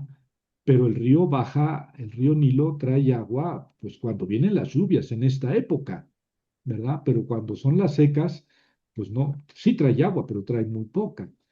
Entonces, todo depende de las crecidas del Nido para irrigar toda esta zona. Por acá hizo Alejandro Magno Alejandría. Alejandro hizo Alejandría, pero Alejandro hizo más de 10 Alejandrías por todo el mundo. Y bueno, pero acá está, hacia acá viene el delta y acá está Israel, ¿verdad? Esta es la península del Sinaí.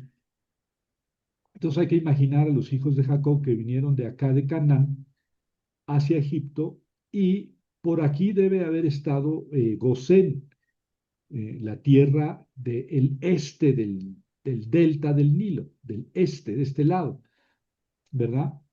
Y sí dice que vinieron bueno, que construyeron los israelitas la ciudad de Ramsés, lo recuerdan.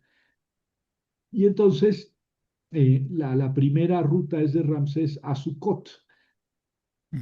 No sabemos dónde estaba Sucot, es la verdad, pero, o sea, no, lo suponemos, para acá. Después probablemente quisieron ir por el norte para entrar, porque este es el camino que estoy marcando, el camino más directo para entrar a Canaán.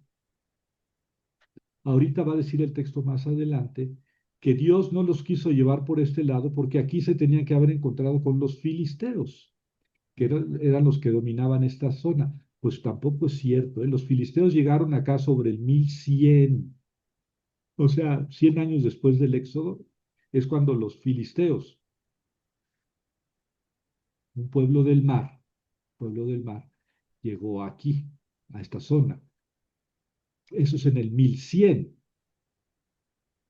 Entonces, si el texto dice que Dios no quiso llevar a los israelitas por acá para no encontrarse con los filisteos, pues aquí hay un problema, porque los filisteos no habían llegado a la tierra en el 1250 antes de Cristo, número uno. Y número dos, si hizo tantas barbaridades para liberar a los israelitas de acá, pues ¿qué le costaba hacer otras pequeñas para liberar a los israelitas de los filisteos? Pero ya ven, esa es la historia como nosotros la pudimos imaginar con su lógica. Pero como se narran los acontecimientos 700 años después, es como las tradiciones dicen que fueron las cosas. Y entonces vinieron, bajaron hacia la península del Sinaí. Por aquí pasa el canal de Suez en la actualidad.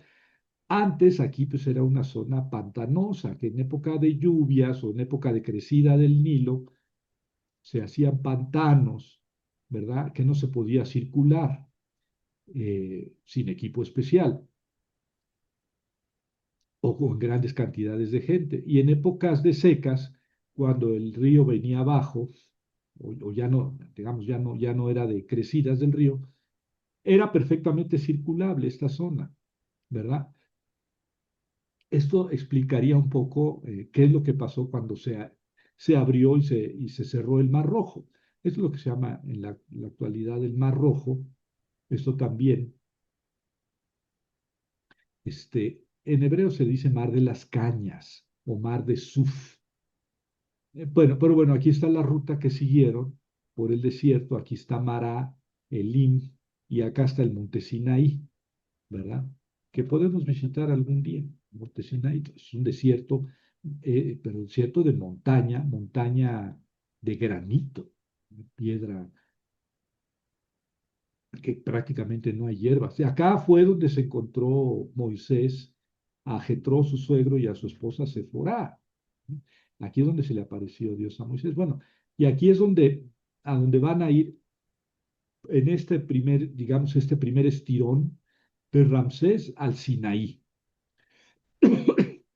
Este es el lugar más importante porque aquí es donde Dios le va a dar la ley a Moisés y por medio de Moisés a todo el pueblo. La ley, la Torá, todo eso que se va a convertir en el centro de la espiritualidad israelita y que en tiempos de Jesús era muy, digamos, muy puntillosa, muy legalista, es la ley que Dios entregó a Moisés en el Sinaí. Claro, muchas de estas leyes que se dice que Dios entregó a Moisés en el Sinaí, que están en Números, Levítico, etcétera, son leyes evidentemente que surgieron en la tierra de Canaán muchos cientos de años después, ¿verdad? Pero todas esas leyes se echaron para atrás, se aventaron como si Dios las hubiera dado todas juntas en el Sinaí. Bueno, el caso es que del Sinaí suben y luego de aquí de Kadesh Barnea hicieron una incursión hacia el sur de Canaán, pero ya ven que vieron a muchos gigantes, mucha gente, y regresaron y dijeron, no, no podemos entrar, no podemos entrar. Esto ya no está en el Éxodo, ¿verdad? No podemos entrar por aquí. Y entonces estuvieron 38 años, quiere decir que de Ramsés y todo esto y el Sinaí y hasta acá fueron 2 años. 38 años estuvieron en Kadesh porque Dios se enojó y le dijo a los israelitas, ustedes no creen en mí, pues ninguno de los que salió de Egipto va a entrar en la tierra prometida. No, pues. Y se quedaron en Kadesh hasta que murió el último de los israelitas que había salido de Egipto, excepto Moisés y Josué y Aarón, ¿verdad? Que murieron también sin entrar a la tierra prometida, Moisés y Aarón. Y luego de aquí, pues al ver que no podían entrar por acá, entraron por el sur, por la parte de Edom, ¿verdad? Por el este del Mar Muerto, ¿verdad? Aquí desde este monte Nebo conquistaron la Transjordania, aquí está el Jordán. Entonces, de este lado del este es Transjordania y de este lado occidental es el Cisjordania. Entonces, conquistaron la Transjordania, ¿verdad? Toda la Transjordania, y desde el monte Nebo vieron la tierra, Moisés vio la tierra prometida, y en el monte Nebo es cuando dice sus grandes sermones. Moisés, que corresponden al libro del Deuteronomio, son los grandes sermones de Moisés, ¿verdad? Pero Moisés murió y nadie supo dónde quedó su sepulcro. Yo sí sé, yo inclusive ya lo visité un par de veces, pero no se ha descubierto su sepulcro. Eh, y entonces el encargado de llevar al pueblo a atravesar el río Jordán fue Josué. Bueno, aquí está el, el, el itinerario del éxodo, pero lo primero es de Ramsés a Sucot. Suponemos, o sea, en realidad no se sabe con seguridad dónde quedó. Bueno, dónde estaba Sucot. Pero estábamos en el capítulo 12, ¿va? En el versículo 37.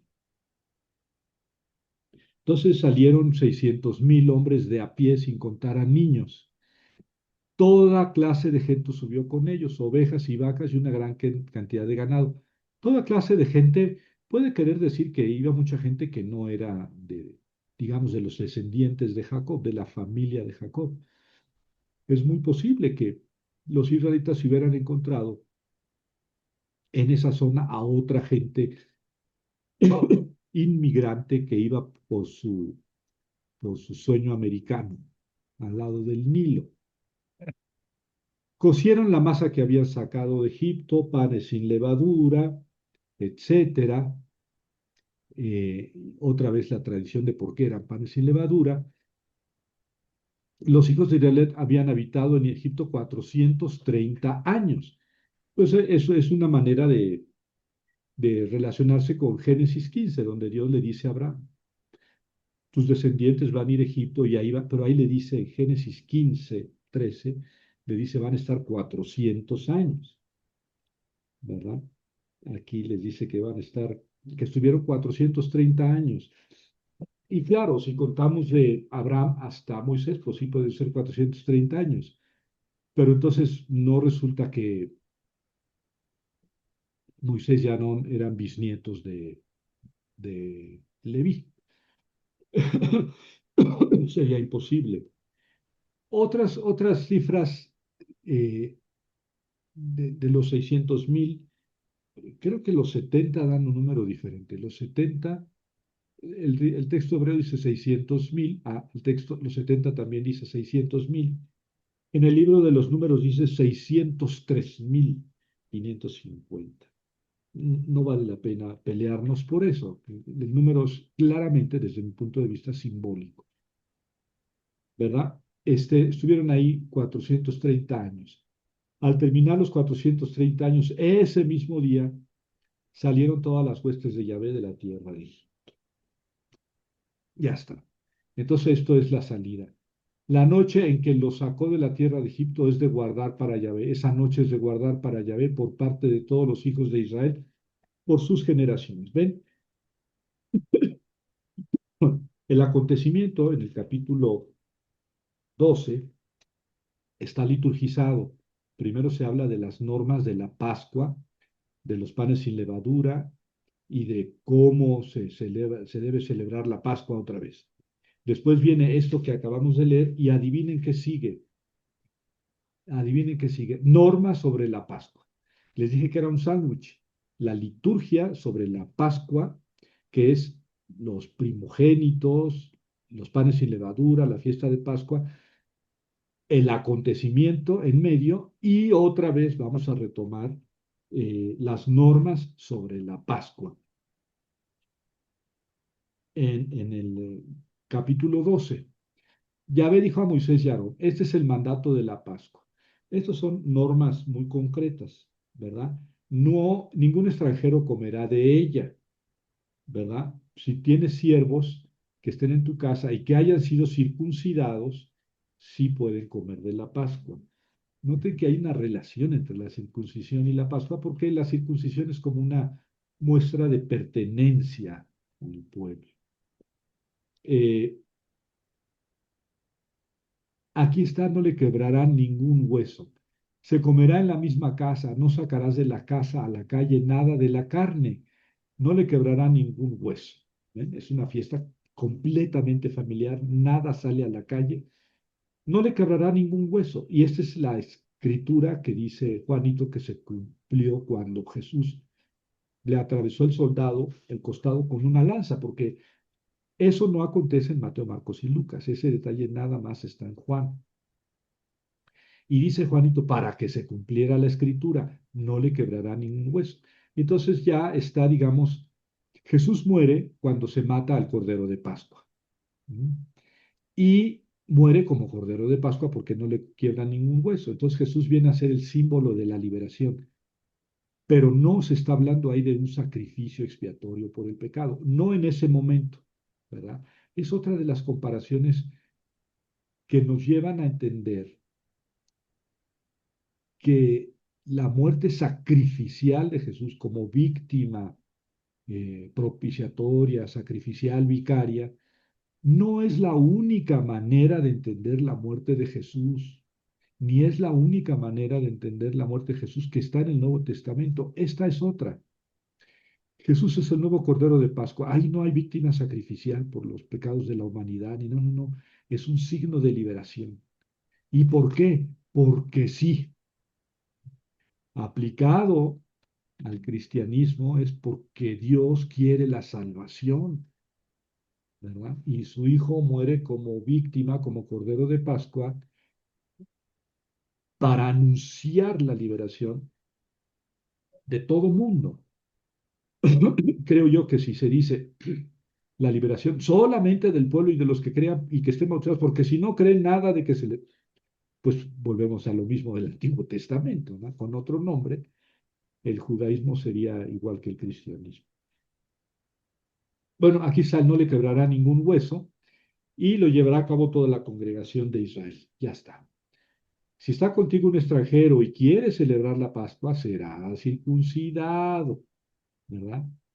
Y esta es la ley, etcétera. Y esto lo hicieron los hijos de Israel, como Yahvé había mandado a Moisés y a Aarón. Ya está. Y ahí salieron de Egipto. Ya está. Eh, Sigue nuestro capítulo 13.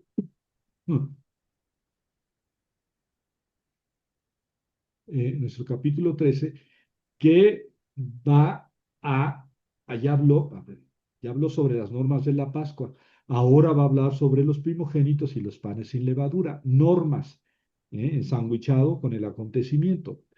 Vean que no me canso de insistir en esto porque es muy importante en el Éxodo. Tenemos la mente infantil de la narración de las plagas y la liberación épica y la salida de Egipto. No corresponde esto con con el libro del Éxodo. El libro del Éxodo está muy centrado en la teología, en el mensaje, y la Pascua, los primogénitos, los panes sin levadura, son la cultualización del acontecimiento, y en eso es en lo que más insiste el libro del Éxodo. Entonces, en todo el capítulo 13 va a ser bueno, la mitad del capítulo 13, estos 16 versículos van a ser normas cultuales. Fíjense, ya me dijo a Moisés, a otra vez nada más a Moisés, conságrame todo primogénito. Todo el que abra la matriz entre los hijos de Israel, tanto de animales como de hombres, me pertenece. Si todo animal primogénito y todo ser humano primogénito pertenece a Dios. ¿Por qué? Porque Dios mató a los primogénitos. O sea, El pago de la libertad de los israelitas son los primogénitos de Egipto. Entonces los primogénitos de Israel le pertenecen a Dios. Esa es la lógica. Y todos deben ser sacrificados, deben ser entregados a Dios. Moisés dijo al pueblo, bueno, los versículos 1 y 2 es Yahvé dijo a Moisés, conságrame todo, ¿verdad? Luego, los versículos 3 a 10 van a meter los panes sin levadura. Y luego, en los versículos 11 a 16, vamos a volver a los primogénitos. Fíjense, 1 y 2, bueno, 1, 2, 1 es, dijo a Moisés. El 2 es los primogénitos. Aquí no coman fava fermentado. Versículo 3. Nos vamos, y así se va hasta el 10. Fíjense cómo en el 11 retomamos los de los primogénitos. Cuando Yahvé te introduzca en la tierra del cananeo, como te juró a ti y a tus padres, y te la entregue, harás pasar Yahvé,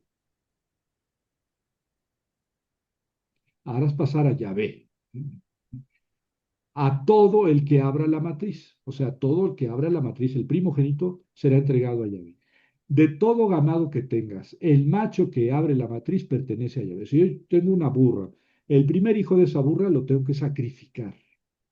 Tengo una borrega. El primer hijo de la borrega lo tengo que sacrificar y así.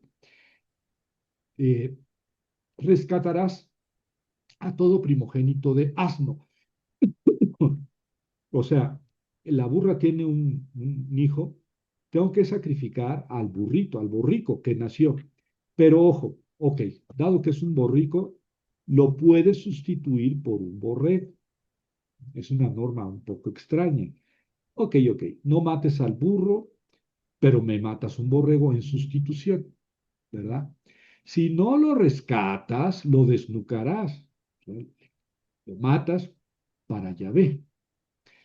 Pero los primogénitos de hombre los tienes que rescatar, o sea, no vas a matar a ningún ser humano. Mm, Se podría decir que yo sí maté a primogénitos de Egipto, pero tú no mates a los primogénitos humanos. Ya hablé un poco de esto antes. A los primogénitos humanos pertenecen a Yahvé, pero entonces tienes que hacer una ofrenda en lugar del ser humano. ¿Verdad? Lo que pasó con María el día de la Candelaria, que llevó al niño al templo y tuvo que ofrecer la ofrenda de los pobres, ¿verdad? Si no hubiera sido pobre, si hubiera tenido más dinerito, hubiera tenido que pagar, pues, borreguito, ¿no? Buey, X. Pero como era pobre, tenía que pagar algo en sustitución del hijo. Curioso, ¿no? Porque el hijo no podía ser entregado, etcétera. Bueno, y entonces me sigo con las normas de los primogénitos. Cuando el día de mañana te pregunte tu hijo, ve, otra inserción deuteronomista. ¿Qué significa esto? Le dirás, Yahvé nos sacó de Egipto, de la casa de servidumbre con mano fuerte. Cuando el faraón se endureció y no nos dejó salir, Yahvé mató a todo primogénito de Egipto, ta. Será, y nos mandó, será como una señal en tu mano, como una marca entre tus ojos, pues Yahvé nos sacó de Egipto con mano fuerte. Esto es la parenesis, es la didáctica, cómo hay que transmitir esto a los hijos. Sobre los primogénitos, ¿verdad? Aquí es lo que se insiste, porque en la, eh, bueno, eso es una inserción, digamos, deuteronomista. De aquí salió lo de las filacterias, que son estas cosas que se amarran los judíos muy devotos para tener la ley o fragmentos de la ley en la mano, en la frente. Literalmente, pues no dice eso, más bien dice que hay que tenerlos siempre, recordarlos siempre, ¿no? Pero digamos que tomada el texto literalmente, muy piadosamente, no estoy diciendo erróneamente, sino muy piadosamente, pues se lleva la materialidad de amarrar la ley en miniatura o fragmentos de la ley y pegarlos a la mente, incluso en las jambas de las casas y en las manos. Bueno, ya me pasé a la segunda parte, que es lo que corresponde al versículo 2, ¿verdad? Lo de los primogénitos. Los primogénitos. Y en los versículos 3 a 10 vuelve sobre los panes sin levadura. Es prácticamente repetición, ¿ven? Aquí tiene un detalle también deuteronomístico novedoso. Moisés dijo al pueblo: acuérdate del día que salieron de Egipto, de la casa de servidumbre, pues Yahvé los sacó de ahí con fuerte mano. No coman pan fermentado.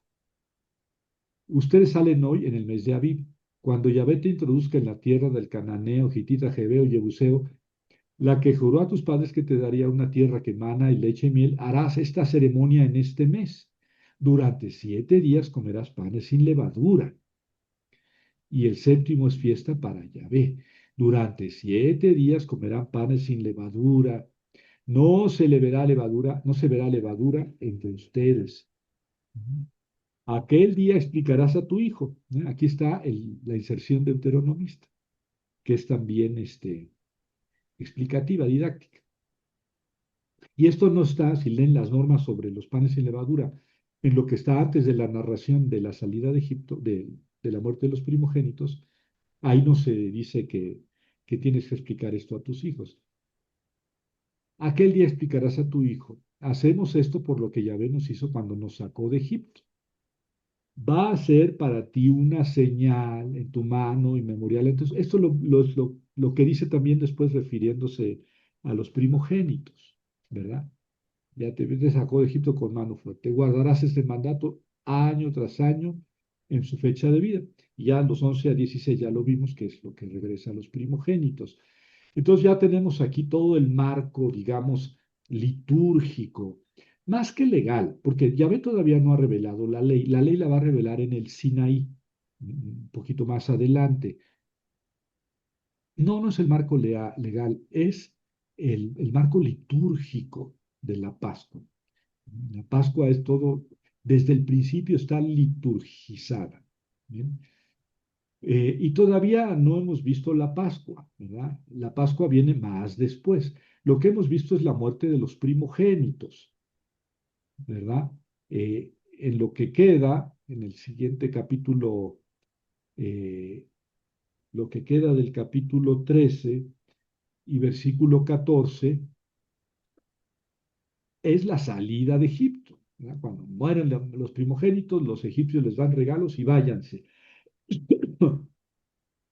En algunos papiros que se llaman anástasis, este, especialmente el quinto, hay documentos oficiales de los puestos egipcios en el Sinaí. Lógicamente, el Egipto, como gran potencia que era, tenía puestos, diríamos ahora, ¿cómo tienen los americanos? Bases militares en el Sinaí para controlar toda la circulación de gente ajena a los egipcios que pudieran por ahí entrar a la tierra de Egipto. Bueno, oficiales de los puestos egipcios en el Sinaí hablan de esclavos fugitivos, ¿verdad?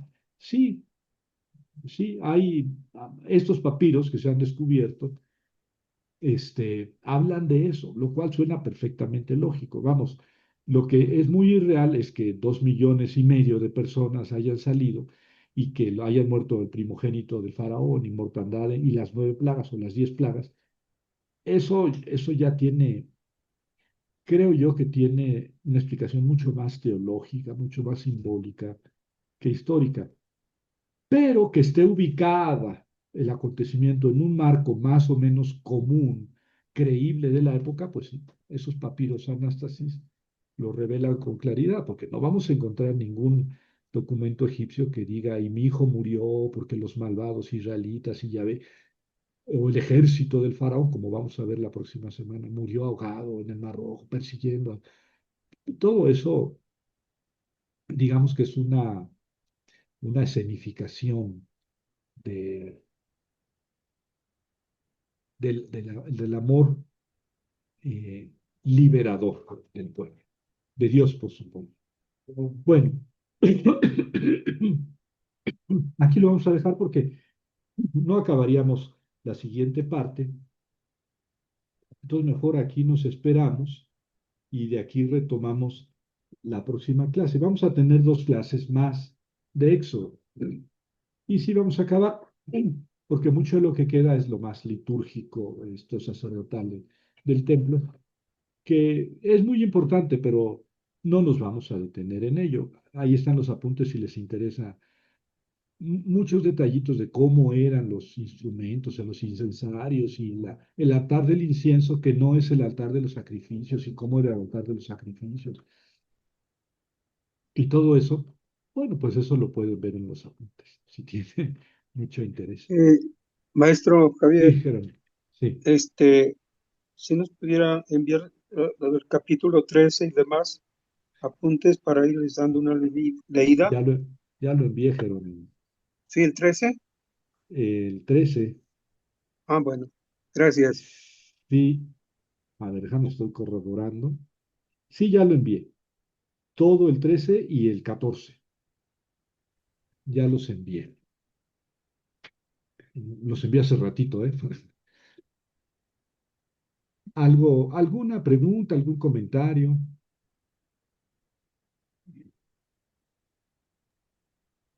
Siempre me preguntaba yo, pero eso lo vamos a ver seguida sobre la ley, la Torá ya en el Sinaí, y, y poco a poco como que en otros escritores dicen que las demás leyes siempre fueron en torno, por la relación entre las familias y problemas, empezaron a como a hacer unas leyes, pero había otras que desde muy antiguo ya existían. Entonces, como que se fue completando toda Sí, esa arsenal o cantidad, perdón, de leyes familiares, relación con extranjeros, la violación de alguien a un esclavo, etcétera, pero como que fue poco a poquito más sí. después, ¿no? Sí, sí. De hecho, hay varios códigos legales en el libro del Éxodo, después en el libro de los Números, después en el de Levítico y después en el Deuteronomio. Hay códigos legales, muchas leyes se repiten entre los cuatro estos códigos. En el Génesis no hay códigos legales porque no había habido todavía Sinaí. En el Éxodo, que es la primera, la entrega de la ley, digamos, hay un código legal, eh, y después hay otros números en Levítico y Deuteronomio, y sí tienen, cada uno tiene sus matices, ¿verdad? Si bien muchas cosas son repetitivas, hay muchas cosas que están en uno y no en otro, y que acusan épocas muy diversas. Por ejemplo, en el Levítico tenemos muchas normas sobre los sacrificios, ¿verdad? Cómo se hace un sacrificio por el pecado de un sacerdote, del pueblo, de un rey, y sacrificio de comunión y sacrificio de paz y sacrificio de reparación y todas esas cosas, que es evidente que no pudieron haberse dado en el desierto. Pues, no, esas normas no pudieron haberse dado en el desierto del Sinaí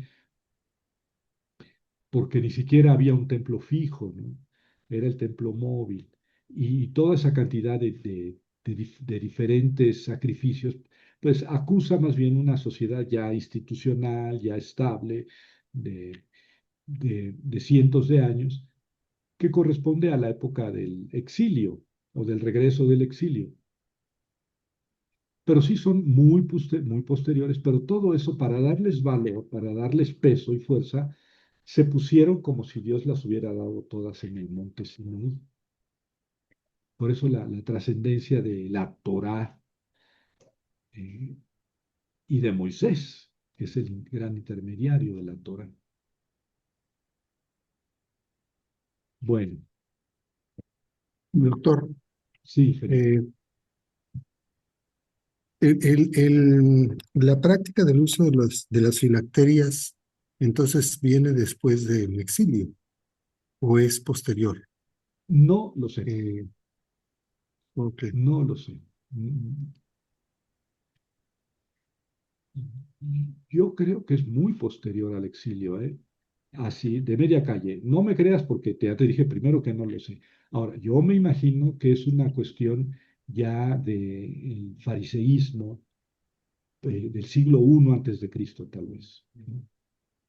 Sí, Sí, porque, perdón, en este tenor, pues estoy pensando de que si Jesús como buen judío eh, los utilizó, porque hay que tomar en consideración que como práctica incluso de la Pascua se alimenta de estos rituales, ¿no?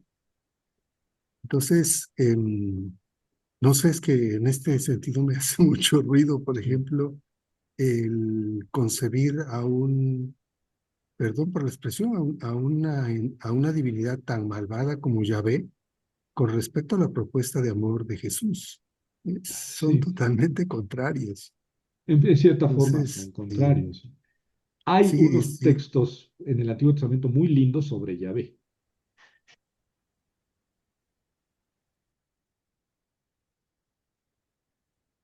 Sí, Felipe.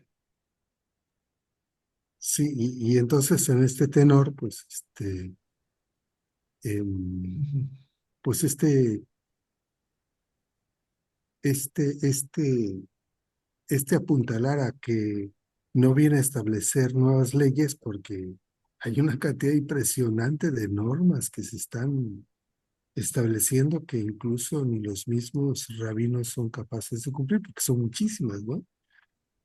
Eh, Sí, y entonces en la redacción, pues observamos como que hay la intención de establecer una secuencia de la misma narración, eh, la exageración como tal, no solamente en cuanto a números, en cuanto a espacios y en cuanto a situaciones sí, de lo que mencionaba. sí, En ese momento histórico, pues no está propiamente un ejército como tal, sino que se tiene la información inmediata de lo que han vivenciado en el exilio. sí, exactamente. Es muy buena reflexión esa. Sí, el Éxodo, tal como está narrado, se entiende con la experiencia del exilio. Esa es la gran experiencia del pueblo de Israel. Ahí es donde se escribe la Biblia, la experiencia del exilio. Y claro, avientan todo el corpus legal y toda la fundación del pueblo la avientan a la época del Éxodo de Moisés, que insisto, había pasado 700 años antes. ¿Qué tanto sabían ellos de todo eso? Gracias, Felipe. Jaime, Gracias a usted. contigo terminamos. Buenas noches, profesor. Oiga, de acuerdo también al comentario que hizo el compañero, ¿se acuerda que en una clase yo también pregunté usted acaba de decir que hay textos bonitos donde muestran, en el Antiguo Testamento me refiero, muestran a un Dios pues amoroso, por decirlo así, misericordioso, pero también muestran a un Dios pues castigador. Entonces, siempre he tenido yo esa duda, no sé si me la pueda resolver del por qué, dependiendo en la época en que se escribió cada libro, el por qué se tiene esa perspectiva o ese sentimiento de un Dios que en un momento dado puede entenderse como contradictorio. No sé si me explico. Y la segunda, los levíticos que empezaron a hacer todas las leyes, que es la descendencia de Aarón. ¿Es correcto? Sí, los levitas o sea, el levítico es una corriente sacerdotal y privilegia al sacerdocio sobre los demás levitas. Recuerden que, por ejemplo, Moisés y Aarón eran los dos levitas, descendientes de Leví, pero el sacerdocio cayó en manos de Aarón y sus descendientes, no de los demás levitas.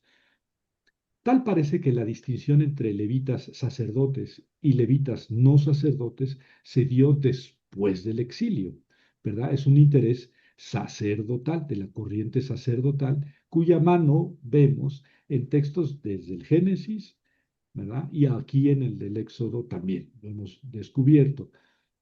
En la otra pregunta, estoy más, pues más incierto. No sé qué responderte.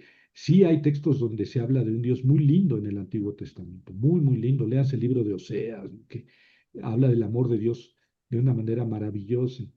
Pero hay libros de terror, hay textos de terror, y yo creo que este del Éxodo es uno de esos de terror, que dices, ay, ¿qué Dios es ese?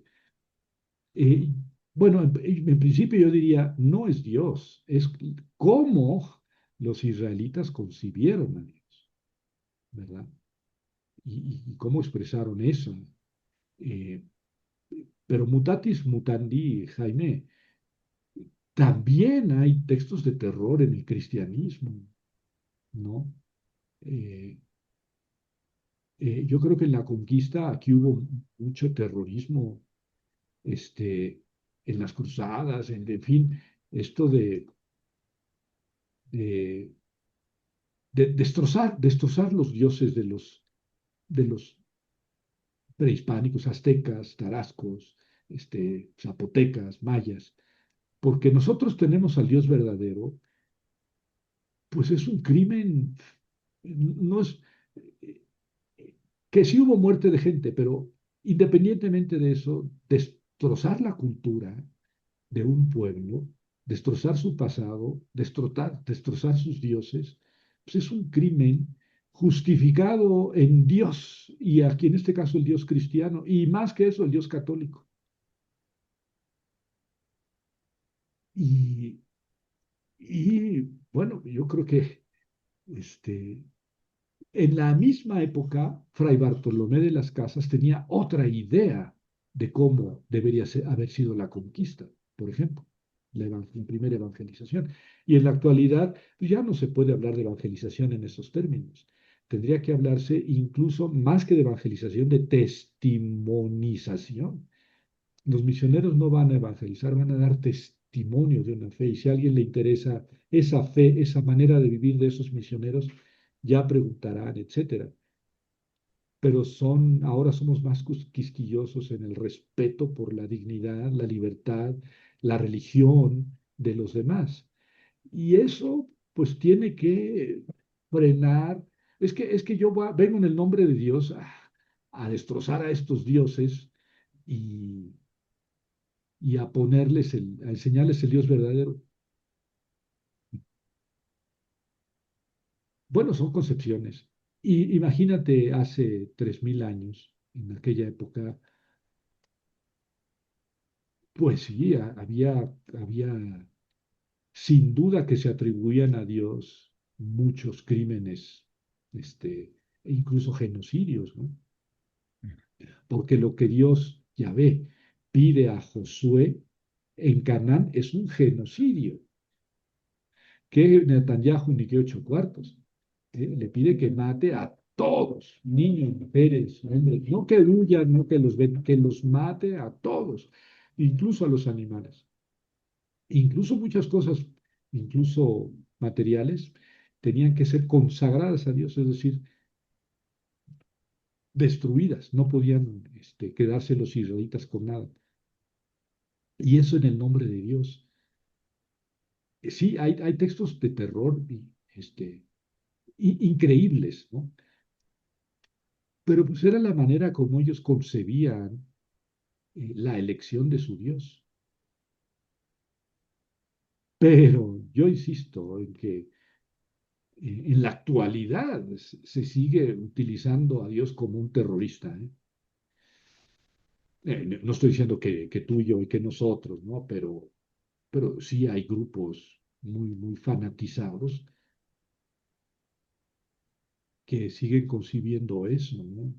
Un Dios en el nombre del cual habría que este, destruir la libertad religiosa, por ejemplo. Bueno, ahí la dejamos porque son las 9:06. Nos vemos el próximo jueves a las 7 de la noche, la penúltima clase, y ahí vamos a fijar la fecha de nuestra carnita asada.